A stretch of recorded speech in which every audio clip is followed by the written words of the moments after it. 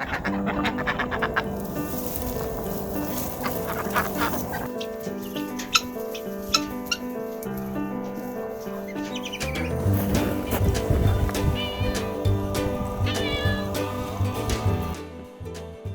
YouTube, it's Craig from Farmer Cantin. For our first video, I thought I'd take us on a little tour of the farm. And while I'm at it, talk to you a little bit about what we're up to. Kind of like a who, where, when, what, why of this enterprise. So the who. I have my wife, Christine. We've been married for just over 21 years. And then we have 3 daughters, Sarah, who's 20, Eliza, who's 18, and Bella, who's also 18. So at the moment, Eliza lives with us. Sarah and her fiance, Jamie, will be moving in here actually this weekend. I've been living in the Ottawa Valley all my life. This is no exception. This farm here is in the Nepean on National Capital Commission's Greenbelt space. My wife's been in the Ottawa area most of her life. She did 5 years as a child in Winnipeg, but otherwise here or in the valley. And my kids have all lived here all their lives. My profession is political. I've been in politics since I was 15 years old. As a volunteer, of course. But most of my career has been in the back rooms of Ottawa politics. Currently, I'm a fundraiser. That's my day job, and I am very fortunate that I could do it here at home. That way, I can take breaks and go attend to something here, farm-related, and then go off and get back to work and put a bit of time in, and away we go. Okay, so here's our first stop. It's winter time, so I'm gonna be showing you lots of snow. Think of green paradise hiding underneath this winter wonderland. So, but this part here, I'll just turn the camera. This is the start of our permaculture orchard. So we have about, right now at this moment, we have about 40 trees.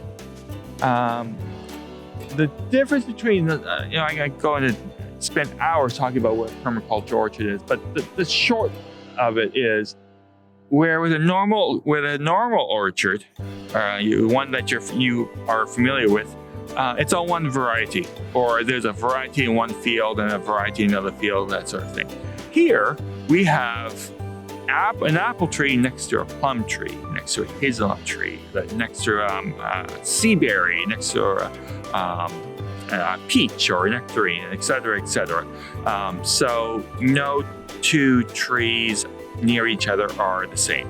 That it creates more biodiversity. It allows us to not spray. We have pressure from pestilence. But, for example, a tent caterpillar can come and infest a tree. But because it's many varieties of trees, it probably won't go to the next tree because it's a different variety and it's not what it was looking for in terms of food.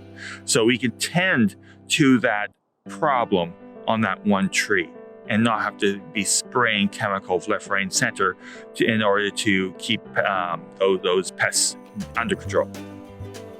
Our vision is to eventually have 10,000 trees planted. And the reason behind that, well, obviously we want to make a living out of this eventually. It's not completely altruistic. We have to eat, and yes, we're going to eat some from the orchard too, but you know what I mean. But the bigger aspect of the 10,000 trees, fruit and nut trees, is we want to have so much produce that we have to give it away to places that deal with food insecurity in the Ottawa area. 39,000 people go to the food bank every month, for example. People who are underemployed can't afford good quality food. People who are unemployed, seniors that might have to make choices between medicine and eating, that sort of thing. There's more to it than that, but I'll leave it at that for this video. So we want to be able to have this orchard to be a legacy for us. I want this orchard, it's kind of appropriate that it's on public land. This way, the community will be able to enjoy this for years to come, decades to come. This orchard should still be thriving years after I'm pushing daisies. It's kind of funny that I say that since I'm recording our first video on my 45th birthday. So there you go. Happy birthday to me. I'm branching out. An introvert is making his first video. Go figure. So that's the orchard. Around each tree is going to be 4 berry bushes. Similar concept. You'll have a raspberry bush next to asparagus, next to currants, next to a grape, next to a hardy kiwi. Yes, kiwis can grow in zone 5. They're hairless, but there are a few varieties that will grow up here. And then eventually around each of the berry bushes will be perennial vegetables. And that's how we are, the short version of how we're making our permaculture orchard. It will increase biodiversity. Our pollinators will have many varieties of fruits to, get nectar from. That's our bees and our birds. It helps with climate change. It will absorb, it's not going to solve the world's issues, but it's our bit. It will absorb some carbon dioxide. So here's another part of the farm. This is the future farm store that is being built. We started that in the fall, and it will be ready in the spring. And what's going to happen is it's not going to be here at the top of the hill. You can see we're on the top of the hill. That's the barn and the farmhouse and all that. But the farm store, you can't really tell because we got snow. But the bottom of the farm store are these wooden skis. And when the farm store is ready in the spring, we're going to grab the tractor and we're going to drag it down to the end of the laneway, somewhere around there. And that's where it's going to be, and it will be open 4 days a week and during the season, and it will have a full range of produce that is grown here on the farm. It will also have honey and eggs and possibly other things like crafts made by people who are associated with the farm. So I kind of already touched on the what a little bit. I bled into that when I was talking about the permaculture orchard. So there's a few ways that the permaculture orchard is being funded. So we're getting, 2 of them right now are chicken and duck eggs. So I'm just gonna go over, that's our next little stop is the chicken coop. So it's about 0 degrees here right now. So during the winter, we try our best to let them out. We got some chickens and guineas in here. Just wash my head as I go in. There we go.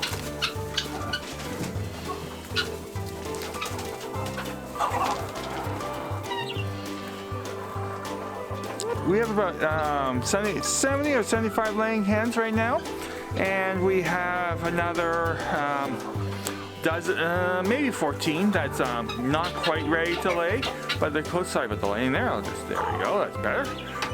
So when we're all said and done, we're going to have a flock of about 85 to 90 laying hens. So that one just came to the farm yesterday. Hello. How are you? He's very inquisitive, isn't he? They have a good life here. They got lots of elbow room to begin with, just in this coop alone.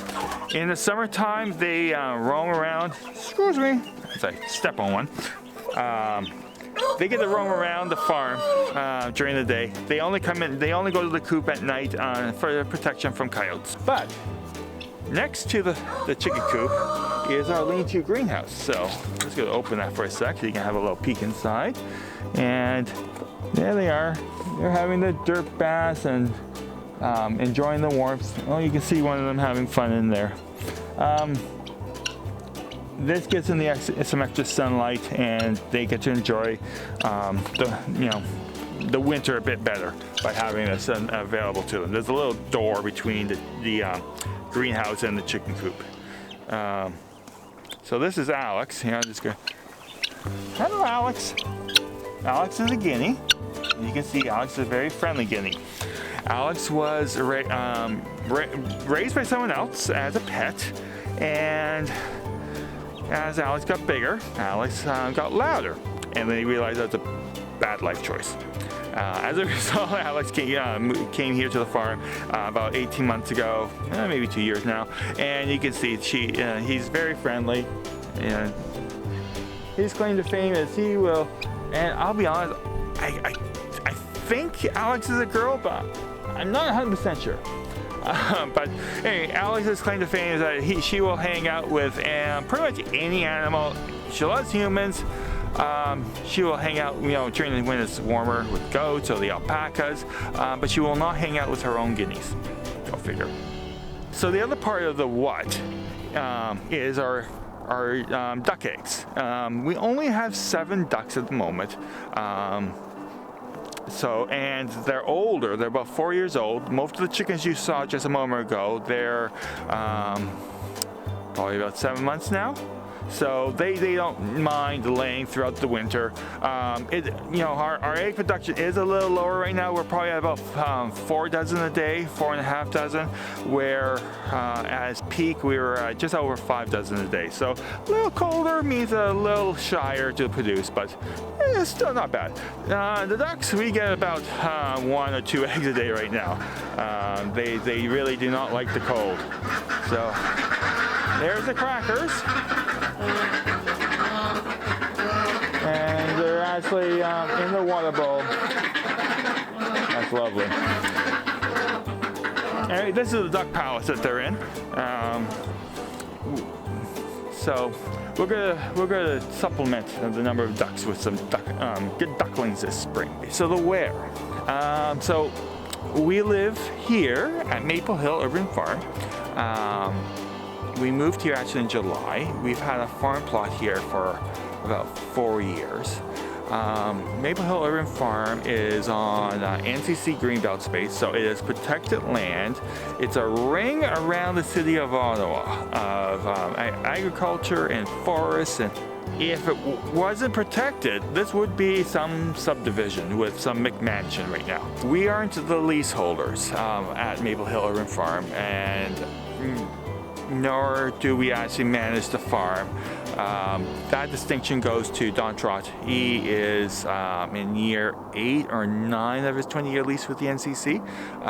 We're very fortunate that we get to live here, and we help Don with some of the day-to-day stuff as needed. Like for example, a few days ago he did a 21-hour shift with snow plowing, and so we took care of the chores that day.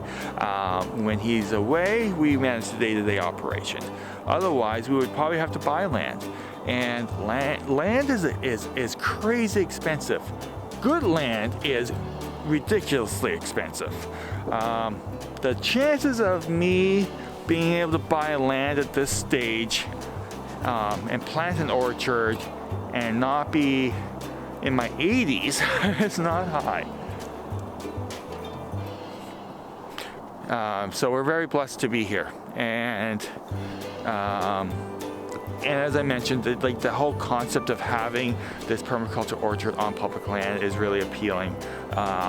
Even though I can't take it with me, but you know what? When I'm pushing daisies, I can't take this with me anyways. The general public will be able to enjoy this, and they will have a chance to come and pick from an apple tree, and then next to an apple tree, pick from a plum tree, next to a hazelnut. It's just cool, and it will help again with people who have trouble making ends meet. The when. This is a long-term project.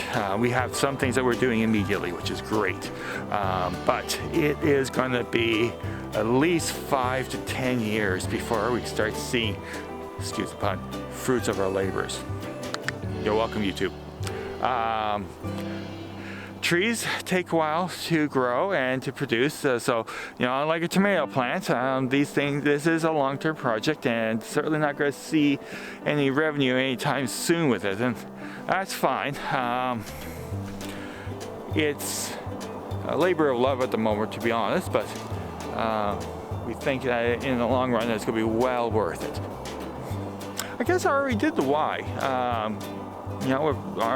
We want to make a living out of this, but more importantly, we want to leave a legacy for the city, and our vision of having the 10,000 trees. And let's just say, if we get to 10,000 trees, or maybe positive thinking.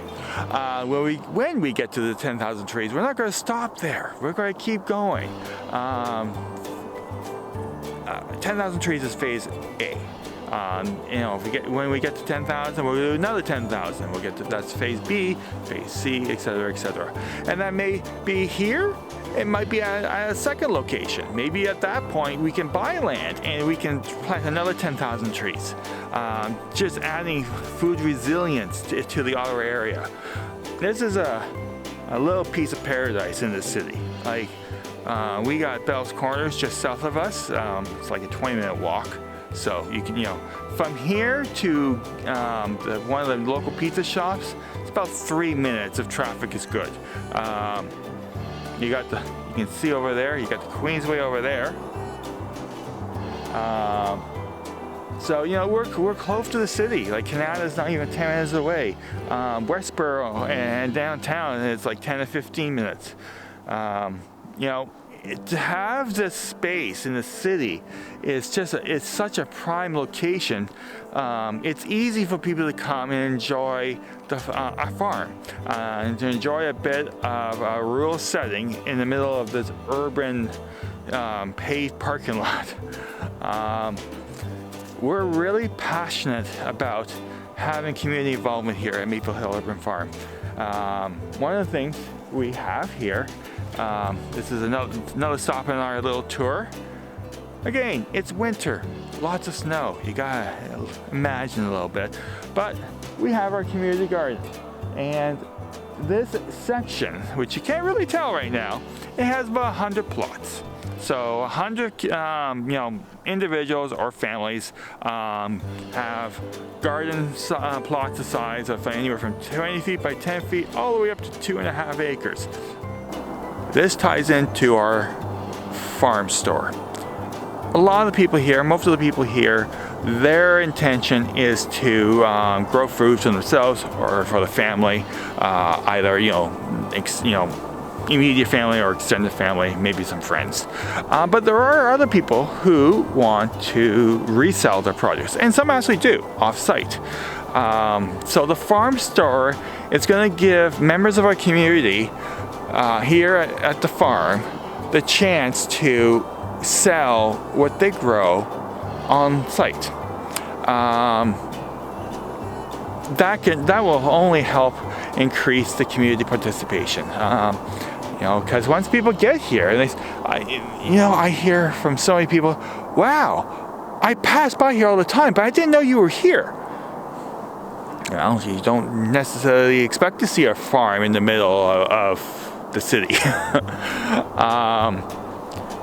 Once people get here, then they want to do other things. They want to come up and they want to see the animals. They want to maybe do an alpaca walk. They want some people, they come and they find out, "Oh, you have a community garden? Oh, I'm interested in that." It's just great to have such a diverse group of people here, enjoying nature. Here's a better view of the community garden plots. We've had one here for 4 years now. We started with an 80 by 20 foot plot, and over the last 4 years we have expanded to the point where it's now 120 by 80. And we're in the process of converting it to a perennial garden bed. So it's going to be strawberries. We have about 120 asparagus plants. We got some berry bushes all around in there. any annuals we plant are going to be drought resistant or low maintenance. So we're talking mostly legumes like your beans, your peas, lentils, that sort of thing. It's just easier that way. We got so many things on the go that I need to ensure that my time is used as wisely as possible, especially since I have a day job. Look, there's a beautiful view of the barn on the hill. So that barn was, for years as you can tell, it was built in the late 20s, early 30s. So it's closing in on 100 years. It's probably about 80 now, 80 to 90. We figured that when you look at survey records from the 19th century, we figured this place has been farmed continuously since the 1860s. For myself, planting tomatoes and like zucchini and broccoli and that sort of thing, I just don't have time. I start well and I finish badly.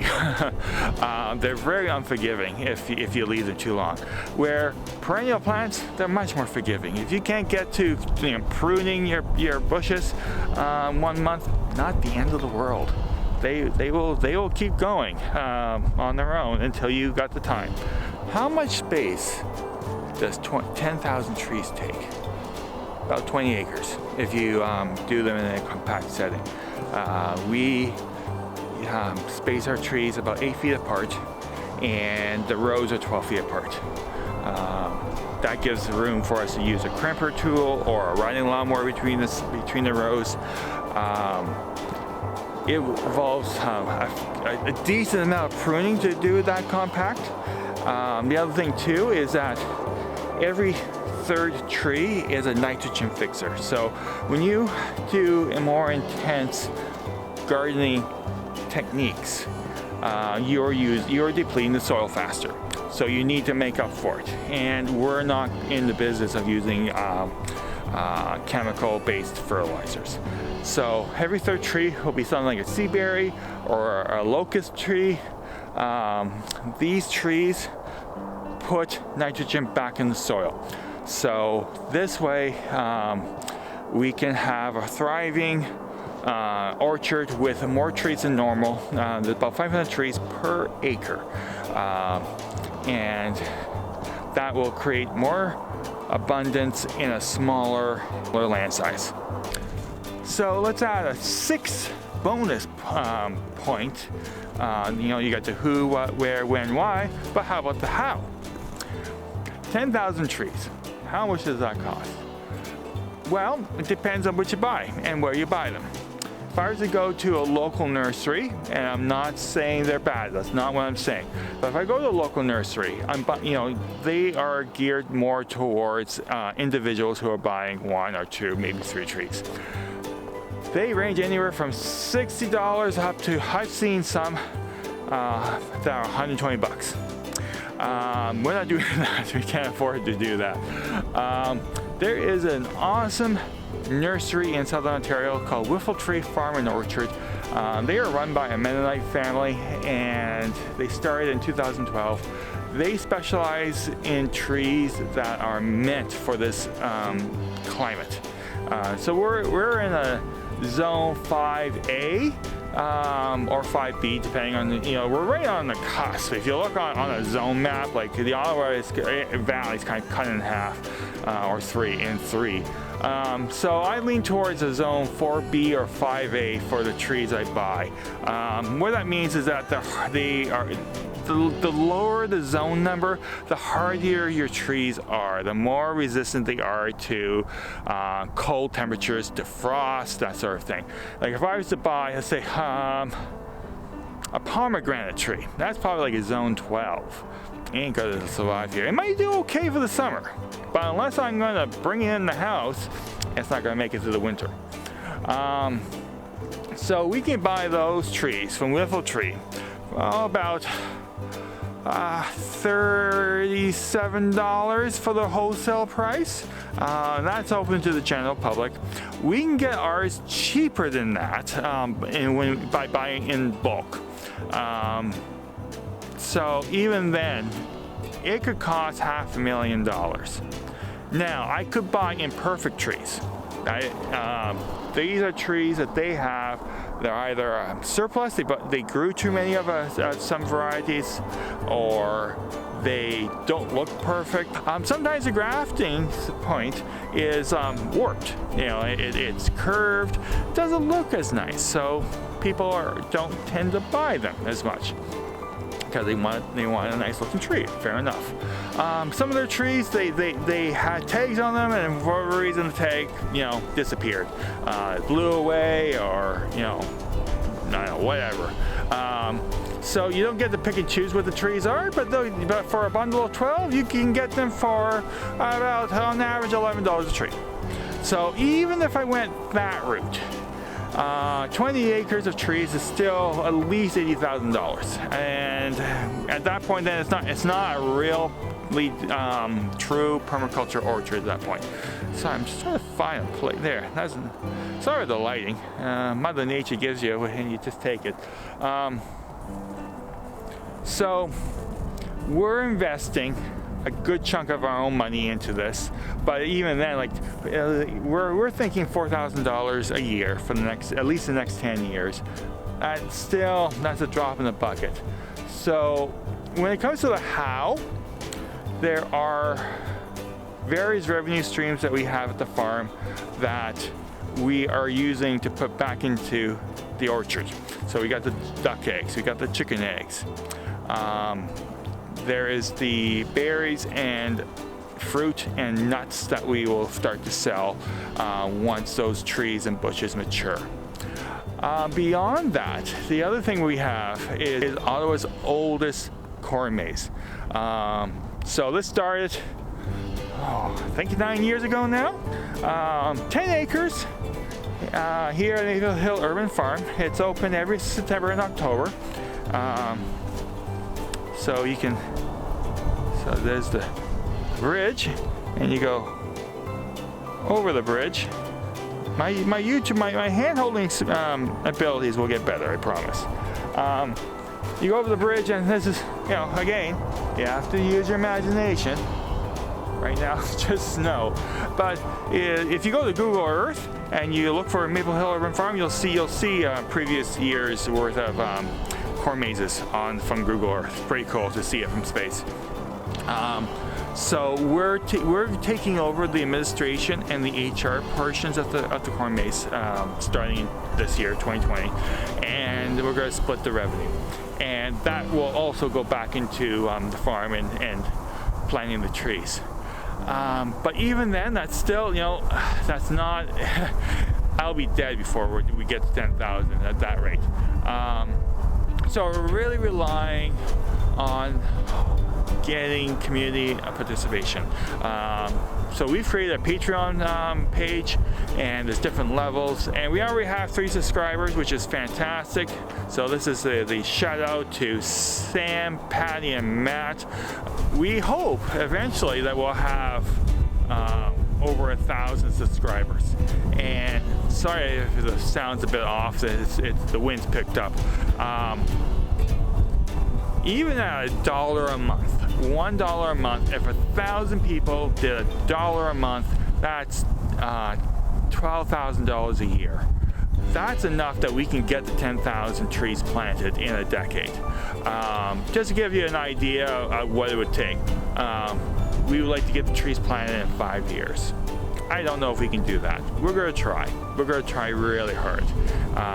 But having people, and maybe even some corporations, help us do this means that we can get the trees planted sooner.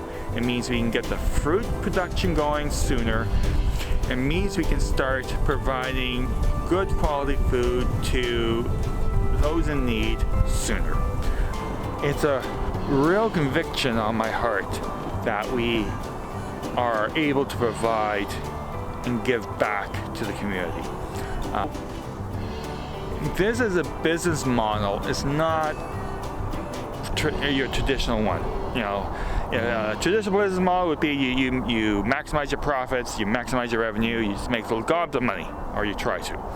And again, we want to make a living out of this. I want eventually to make this my full-time job. but we don't need gobs of money. Like, what are you gonna do with it? As I say, you can't take it with you, so it's not much point for us anyway. That's not our conviction. Our conviction is we see the world changing in unpredictable ways, and you look at other countries and the social tensions, to be polite, that they are enduring at this time. A lot of it goes back to food insecurity for them in an acute sense. Farms become less productive, or they have crop failures, means less food in the local communities. In the extreme, when you have starvation, people get desperate. Not trying to sound alarmist, not saying that's happening here tomorrow. That said, it's kind of like life insurance or insurance on your car or your home. You don't plan on having your home burned to the ground, but wouldn't it suck if it burned to the ground and you're out like $200,000? Having a food forest, a permaculture orchard, it's kind of like insurance. God forbid if something was to horribly go wrong, where food insecurity becomes an acute, critical issue for a large percentage of our population. But wouldn't you want to have some food resiliency in place in case that happens? This is what I am passionate about. I am passionate about the environment. I am passionate about fighting the fight against climate change. I'm also passionate about adapting to it. And that's been my modus operandi in politics for decades. But I also feel that we're not moving the needle far enough, fast enough.